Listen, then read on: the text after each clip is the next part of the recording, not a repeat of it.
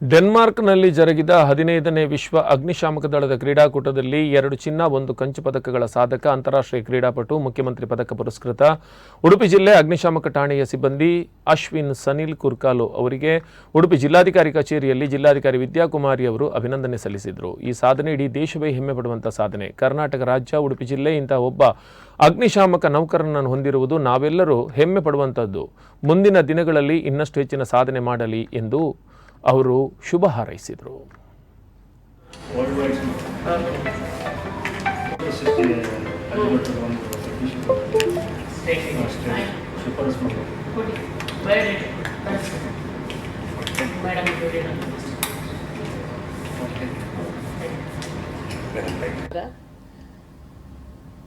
ಡೆನ್ಮಾರ್ಕ್ನಲ್ಲಿ 15ನೇ ವಿಶ್ವ ಅಗ್ನಿಶಾಮಕ ಕ್ರೀಡಾಕೂಟ ಸೆಪ್ಟೆಂಬರ್ 7ರಿಂದ 14 ತನಕ ನಡೆಯಿತು.